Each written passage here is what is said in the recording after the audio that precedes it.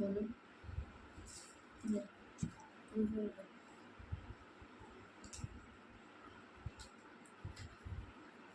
আমি এখন অবিশ্বাস্য বিবেকানন্দ বই থেকে বিবেকানন্দের একটু প্রসঙ্গে একটু উচ্চারণ করছি।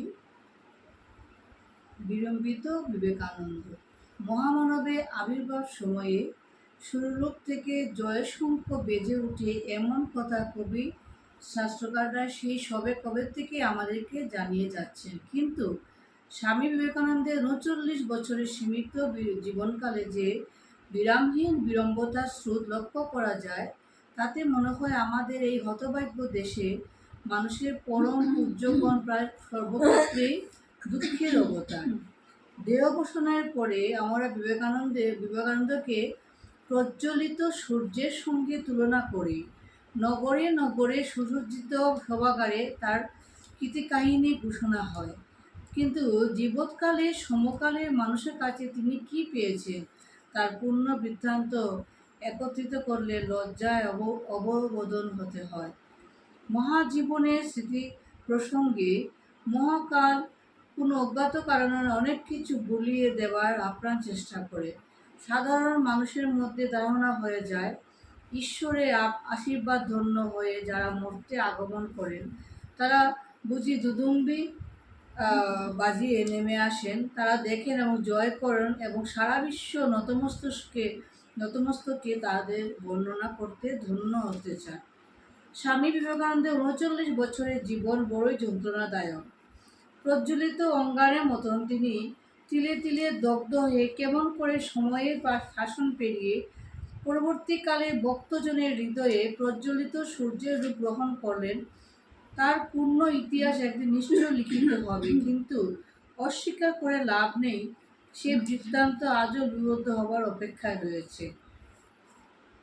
একেবারে গোড়া থেকে শুরু করলে এবং স্বামীজির জীবনে ঘটনা প্রবাহ লক্ষ্য করলে বিস্মিত হতে হয়। সমকাল কতভাবে মানুষটিকে শুধু অবহেলা অপমানে জর্জরিত হয়, ক্ষতবিক্ষত করার চেষ্টা চালিয়েছে। এই বিড়ম্বনায় বিবেকানন্দ নিজে মাঝে মাঝে বিপন্ন বোধ করলেও প্রতিকূল পরিবেশের সঙ্গে লড়াই করে তিনি কীভাবে পুরুষোত্তম হয়ে উঠলেন এবং বিশ্ব সংসারকে তার যা দেবার তা দিয়ে গেলেন, ভাবতে বিস্ময় লাগে।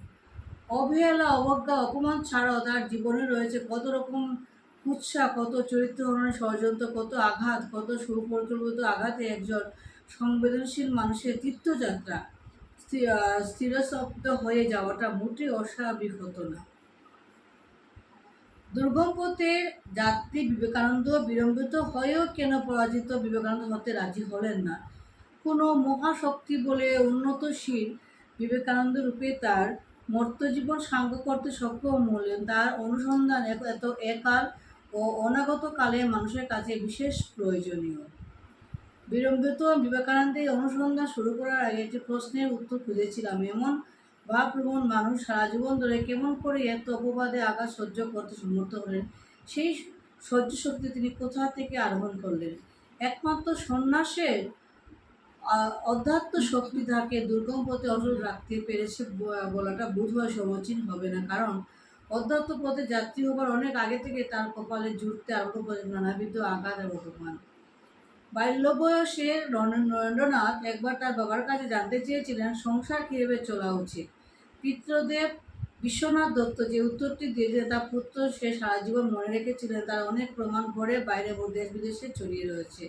প্রিয় পুত্রকে বিশ্বনাথ বলেছিলেন, কখনো কোনো বিষয়ে অবাক হবি না। অনুসন্ধানকারীরা এই পিতৃ উপদেশের নানা ব্যাখ্যা দিয়েছে এবং আমার মনে হয় প্রত্যাশিত এবং অপ্রত্যাশিত সত্য থেকে আঘাত অপমান মানুষকে আহত করতে এবং পারে মানসিক এই হুঁশিয়ারি নরেন্দ্রনাথ পেয়েছিলেন তার পিতৃদেবের কাছ থেকে। আজকে এই পর্যন্ত আমি অবিশ্বাস্য বিবেকানন্দ বই থেকে একটু পড়লাম। আমার ননদিনী শ্রী মায়ের কথা পড়লো। আমি যোগপুরুষ শ্রী রামকৃষ্ণের বই থেকে কিছু পড়লাম। আর এখন আমরা আবার কিছু একটা গান বা কিছু একটা করবো, ভেবে নেই, আবার আসবো আপনাদের কাছে।